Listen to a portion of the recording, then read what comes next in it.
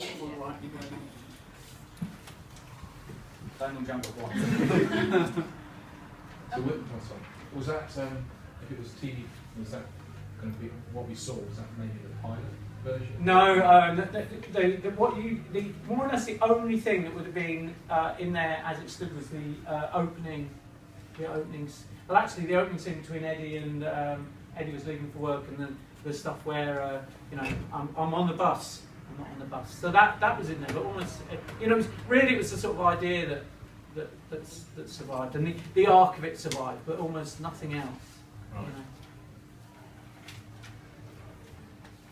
So were you planning, so this has been a planned project for a long time, or is it something you just thought of? I think I got the script around Christmas. Stephen just messaged me through Twitter, and it's a social media project, really. It's basically all coming through Twitter and social media. I saw Sam. So I'm from Bedford, right? So I grew up in Bedford, and I like Bedford. And so when I was 18, I was, in Bedford, and since then I've hardly come back. So I've not left. So between me not coming back and Sam never leaving, it seemed that there was a sort of, but the so I saw Sam's, so I wanted it to be a theatre piece and I wanted it to work, and I saw Sam was, saying, I'm Bedford Theatre Company, I'm looking for new projects. So I was like, so they were just emailed it down to it. And then when we got the piece, I originally approached Erica Roth, who was running the pop-up shop in the old Pizza Hut, and said, can we have it for 3 days? And she said, no, because the lease has just run out, but you can have it for 42. And I was like, okay, I've got to find some other stuff to put in there. But through, we might need to lock the door again, through kind of, basically through different kind of avenues and through many different conversations, we got this space. And it's a perfect sort of space really for something like this, something that's, that the aim was that we were going to have the door open and people were going to just wander in and it's not like that. During the day people were going to wander into rehearsals and kind of just sit down, and it was going to be quite civilised.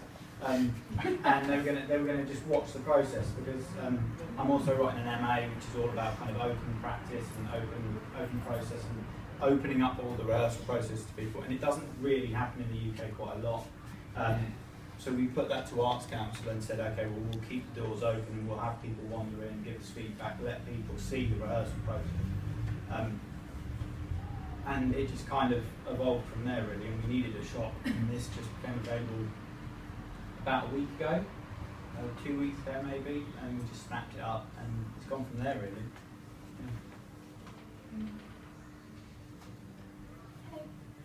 The character of young Eddie seemed quite ambiguous to me what he actually is. If he's like, I don't know what is it clear in your mind what he actually is, or is he just, is that open for our interpretation? Gosh, great question. I can't think of an answer. Simon, what did you think? You had to play the part. I think when we talked about it, when we talked about it across the week, we possibly think he needs something else in there, maybe another scene or something. But we're not actually sure what he is at this stage, whether he is a figment of Eddie's imagination or whether it's some weird life or Mars time travel stuff has gone on and he has actually come forward in time. But it's something. It's one of the points that we'd actually quite like some feedback on, or some views on. Maybe not necessarily whether him coming forward in time is good, but what your views were on what he was. Well, I thought it was a figment of your imagination because you're having a breakdown. But then at one point you moved some paper and Sarah saw that being moved, so I thought, oh well, he was physically there. Yeah, I quite like those shows. I like Good Night Sweetheart. I thought it was great. So it's just there's just a portal in. I like Doctor Who for that. I like, you can just kind of mess around with those things and move people around. You can have some sort of magic in it. I didn't want to be too sort of knockabout. I think he wouldn't have arrived if old Eddie wasn't at a moment of crisis. So he is, dragged from the past to, so it's a sort of he needs to resolve who he is before he can move forward. I think, so kind of I guess he's reached back and he's pulled his older self, unwillingly into the future because he needs to have that dialogue with him. He needs to resolve it because young Eddie disappears at the moment he's going to have a baby, and at the moment he's going to have a real child, his sort of surrogate child is gone. So I don't think of it, I just think all of us, probably all of us sometimes have thought, a lot of you are very young in here, but so you perhaps wondering, what would be like when you're older. But I know for those of us, somebody said the tragedy with getting old is not that we get old, but that we stay so young. So like inside, we're the same people. Inside we're at 18, and when you see those, I know in care homes now, they're getting old people, really old people, to put up pictures of themselves when they're at their youngest or at their most beautiful, so that the nurses, instead of seeing this old, cantankerous, forgetful person, are always confronted by their best self, if you like. And I think so I do think that's true. The tragedy is not that we get old; it's that we stay young inside. And I think so. It's a story about that. Really. For me, it was quite ambiguous. Well, or like, I didn't see a resolution for old Eddie. There was nothing resolved really. There was suddenly a baby involved, and young Eddie vanished. But I didn't see young Eddie's purpose in old Eddie's in his situation. I agree. I think that would have happened anyway. Yeah. I don't see how young Eddie being there kind of I think impacted on the fact that she got pregnant. That's sort of. And there was now we can see laughing. You're laughing, but there was a version of this where where this is going. Well, there was a version where the reason she can't get pregnant is because old Eddie's sperm isn't up to the job, and young Eddie donates the sperm. It really didn't work. really. With Magdalene. I think one of the things that we're going to look at certainly in the next stage of development is the character arc, and that's probably been one of the most important focuses for us of this time. Actually, getting the script, having a look most importantly at the characters, particularly Eddie and young Eddie, because I think we've said. Stephen certainly said he thought that the piece was going to end up being longer. He felt it was going to run longer. So we've probably got another 10 or 15 minutes, maybe a little bit more, where we can push it and where Stephen and Mark can go and put more in. So we can look at the ways that. And certainly, if you're thinking about things to write in the evaluation, what we might do with those extra 10 minutes. Well, you need to develop the female. Yeah. Because otherwise she's just kind of foil for the two guys, which is a bit of a shame because she's an interesting character in herself. But the question as well is, why does it have to be him dragging him to the future? Can it not be the other way around, that he is having almost like a premonition or projection? I'm not saying it should be, but no, it's an idea. Yeah. I think the thing that slightly confused me is that it seems that the way that it's set up is that young Eddie is almost the protagonist, and because this sort of involuntary being dragged forward, but he doesn't get anything out of it. The young Eddie doesn't actually. It seems like he's almost being brought forward, and he doesn't know why. But you almost get the feeling that the young Eddie needs to get something out of it because he's been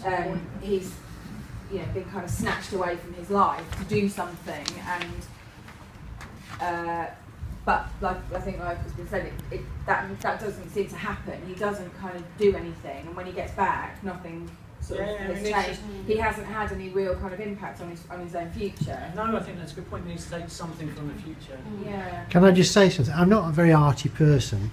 But I actually think young Eddie did get something out of it, because I think he suddenly realised how important it was not to waste his life. He especially knew that it was important to know what was number one on that Tuesday, and that's why he went back to make sure that. I think there's a little bit of it there, but I definitely think it needs going further. Certainly, and maybe, and I think if he gets a little bit more out of it as well, then I think the whole story and his relationship with Eddie builds as well. That's another thing that we kind of discussed over the week, because he seemed quite a kind of a grumpy 18-year-old who's been torn away from eyeing up his art teacher. And either that or Eddie yeah. just needs to know his purpose. You could even lose all that about, you know, oh, I don't know why I was sort of dragged away. He could just be there, you know, and then there's still all that kind of ambiguity about if young Eddie knows his purpose completely and fully, the ambiguity about whether he is a figment of the imagination or whether he's real is even more ambiguous. Well, he needs to learn it over the course. He has his moment of revelation. Oh, I'm here to fix your life, and then of course it seems to go pear-shaped. But because he's 18, he gets a lot of things wrong. But it's also just because we don't know how older Eddie got there. You know, we know where we started and we don't know how. And so, is there any room to explore, you know, those points where the choices were made, which is then what young Eddie takes back? Yeah, I suppose for old Eddie, it's the none of us know. You know, it's the gradations of you know, you gradually sort of settle into a well, maybe that's for me really. You know, you start if you're going to change the world, and then you gradually done. Did you ever have that experience where it happened to me where I was going, you know, I had one job for a year. And then I went to another job and I was only planning to be there for a year, and suddenly I was there for 4 years. Yeah. And it was the wake-up call was getting on a bus after 12 months of having that car, my car was in the getting on the bus and realising that everybody was still sat in exactly the same seats that they always sat, taking that same journey to, and I went, ah! And that was my sort of moment, and you know, and I think it could be interesting to explore some of those moments. Yeah, similar to that, everything that happened this evening, I'm actually really quite emotionally churned up tonight, because I am essentially a relationship manager for a designer. It's nothing personal. This is a setup, I know. We wrote this for you. She invited me. If not Eddie and Sarah, that'd be too weird. Yeah, I'm not 50. And a lot of the stuff that Eddie went through is actually a lot of my own journey in the last few years. Now, I think if I had my 18-year-old self looking in on my average day where I have been pushed around and weak and scared, and had myself watching that, I'm looking back on how young Eddie was acting. I think there would have been a lot more, frankly, violent anger towards me, and being extremely upset and screaming, which might be a bit cliche, I guess, but I think talking about sort of you know, light bulb moments of like, really, is that how I'm going to turn out? I think at least one big major one. Yeah, well, we have got time to. Though obviously, if this was playing to a crowd of completely graphic designers, obviously we'd be able to take the heat up and do it. Yeah, you should quit. It's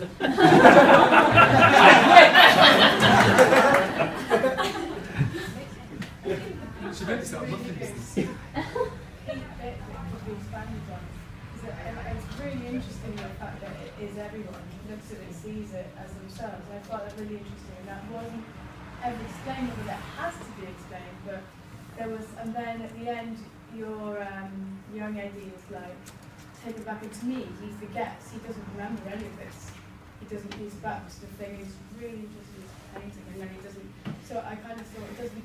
Maybe young Eddie, whether he takes it back or not, whether that. I'm just going to his auntie, what's the place he dies? Yeah, it's bad news. But like, I don't know, that painting was something really good that I thought could be more good. Well, perhaps maybe you could take like the one that he butchered sort of thing. It's sort of like he's obviously lost his inspiration of art, and him coming is sort of like, look what you were, and look where you are now. And why have you lost that inspiration? What happened in this area where you've lost it? Is this something that would go to like a longer piece? Is that I mean, possibility? It totally seems like you could do it. the aim like is essentially that we're going to go away, take all the feedback, look at it, rework bits, and the overall aim is to try and either take it to Edinburgh next year or try to programme some form of tour. And I think to do that, it will need to be longer. I think certainly in the conversations that we've had so far, I think there's a bit more. Too short is always better than too long. Yeah, and nearly everything I see in the theatre is too long. Nearly everything, even if it's quite short, it tends to feel too long.